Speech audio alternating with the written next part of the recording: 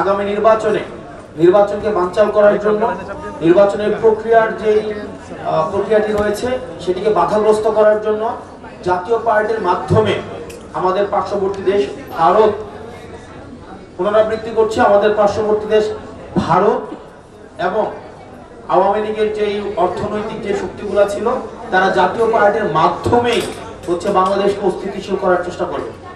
সেই জন্য নির্বাচন কমিশনকে দ্রুততম সময়ে জাতীয় পার্টি নিয়ে সিদ্ধান্ত নিতে হবে। যারা এই ফেসিবাদকে পৃষ্ঠপোষকতা জুগিয়েছে, আমাদের বিগত ভোটবিহীন, মানুষের অংশগ্রহণবিহীন নির্বাচনকে যারা বৈধতা উৎপাদন করেছে, এই জাতীয় পার্টি হচ্ছে ভারতের একটা এক্সটেনশন, আওয়ামী লীগের একটা এক্সটেনশন। জাতীয় পার্টির বিষয়ে চূড়ান্ত সিদ্ধান্ত নিতে হবে এবং জাতীয় পার্টির কিছু মানুষ আছে যারা গণমাধ্যমে বিভিন্ন বিভ্রান্তিকর তথ্য ছড়াচ্ছে।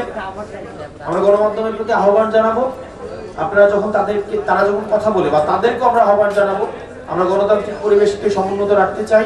কোন অসত্য, বিভ্রান্তিকর, দেশকে অস্থিতিশীল পরিবেশ তৈরি করে ফেসিবাদকে আবার রিহেবিলিটেট করে এমন ধরনের কার্যক্রম থেকে আমাদের সবারই বিরত থাকা উচিত এবং জাতীয় পার্টিকে নিয়ে অবশ্যই দ্রুততম সময়ে সিদ্ধান্ত নিতে হবে।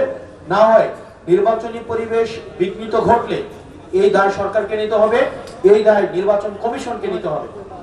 যদি আওয়ামী লীগ বিভিন্ন নামে ফেরার চেষ্টা করেছে, জাতীয় পার্টির ব্যানারে এখন আবার ফেরার চেষ্টা করছে, যে কোনো রূপে, যে কোনো চরিত্রে আওয়ামী লীগ ফেরার চেষ্টা করলে তাকে সেটি প্রতিহত করা হবে এবং হাসিনার বিচার নিশ্চিত, হাসিনার যে রায়টি হয়েছে সেই রায়টি খুব দ্রুততম সময়ের মধ্যে সেটি বাস্তবায়ন করতে হবে। যারা আওয়ামী লীগকে ফিরিয়ে আনার আলাপ দিচ্ছেন, আপনাদের আলাপ হাসিনার বিচারের পরে ওই আলাপটা প্রাসঙ্গিক হইতে পারে। আগে ফাঁসিটা হোক, ফাঁসির হওয়ার পর আমরা এটা বিবেচনা করব যে আমরা হচ্ছে আওয়ামী লীগ কি আসবে না, নির্বাচন করবে কি করবে না, এটা হচ্ছে ফাঁসি হওয়ার পরে আমরা সেই বিষয় নিয়ে আলোচনা হইতে পারে। তো আপনারা দেখেছেন, দেশে যদি গণতন্ত্র থাকে, মত প্রকাশের স্বাধীনতা থাকে, তাহলে মানুষের যেই গণতন্ত্রের মধ্যে অন্তর্ভুক্তির যেই উৎসবমুখর পরিবেশটা সেটা আপনারা সবাই হচ্ছে অনুধাবন করতে পারছেন। আশা করি শুধুমাত্র দেশীয় গণতন্ত্র না, দেশের জাতীয় গণতন্ত্র না, আমাদের দলগুলোর মধ্যে গণতন্ত্র থাকবে। আমাদের অনেক দল আছে গণতন্ত্র সারাদিন বলে, কিন্তু নিজের দলের কোনো কাউন্সিল নাই। আমার নিজের দলের কাউন্সিল কবে হয়েছে ওনাদের মনে আছে কিনা ওনাদের নিজেদের প্রশ্ন করা উচিত। দলীয় স্বৈরতন্ত্র রেখে জাতীয় গণতন্ত্র প্রতিষ্ঠা করা কোনোদিনই সম্ভব না। দলীয় পরিবারতন্ত্র রেখে জাতীয়ভাবে হচ্ছে আপনার গণতন্ত্র কায়েম করবে, এগুলো হচ্ছে এক ধরনের হিপোক্রেসি। সেজন্য আমরা এই দলীয় যে গণতন্ত্র চর্চা আমাদের অব্যাহত রয়েছে, আমরা চাই সেটি অন্য দলগুলো অনুসরণ করবে। জাতীয় নাগরিক পার্টি সেক্ষেত্রে উদাহরণ সৃষ্টি করছে। মনোনয়নের মধ্যে স্বচ্ছতা রয়েছে, যেই টাকা খেয়ে মনোনয়ন দিয়ে দেওয়া, যে বেশি টাকা দিবে তাকে মনোনয়ন দিয়ে দেওয়া, এই যে সংস্কৃতি, এগুলো তো আমরা দেখছি বিভিন্ন জায়গায় টাকা পয়সা দিয়ে আসে, এরপর হচ্ছে মনোনয়ন দিয়েছে। সেগুলো থেকে আমাদের উত্তরণের পথে আমরা হাঁটছি, আমরা উদাহরণ তৈরি করছি। আমরা নতুন বন্দোবস্ত বলতে যেটা বুঝাই, এটাই আসলে নতুন বন্দোবস্তের একটা নতুন বন্দোবস্ত। তো আর এটা নির্দিষ্ট কোনো প্যাকেজ না, এই রাজনৈতিক সংস্কৃতির সমন্বয় হচ্ছে নতুন রাজনৈতিক বন্দোবস্ত। আমরা এই নতুন রাজনৈতিক বন্দোবস্ত এইভাবে আমরা গড়ে তুলব এবং পুরো নির্বাচনী প্রক্রিয়ার মধ্য দিয়ে হচ্ছে আমরা রাজনৈতিক সংস্কৃতি জাতীয় নাগরিক পার্টি বাংলাদেশকে উপহার দিবে। বাংলাদেশ এই এনসিপি বাংলাদেশকে নতুন রাজনীতি উপহার দিবে এবং রাজনীতি অতীতের যে কনভেনশনাল পলিটিক্স এটা ডিফিকাল্ট হয়ে যাবে। যারা ভাবছেন যে পেশি শক্তি, মানি ম্যান মিডিয়া এই ট্রিয়ান নিয়ন্ত্রণ করার মধ্য দিয়ে আপনারা ভোটকে নিয়ন্ত্রণ করবেন, আপনারা বোকার সঙ্গে বসবাস করছেন। জনগণকে ভরসায় নিতে হবে, জনগণের ক্ষমতায়নকে ভরসায় নিতে হবে। জনগণ দিন শেষে যে রায় দিবে সেটাকে মেনে নেওয়ার প্রবণতা থাকতে হবে।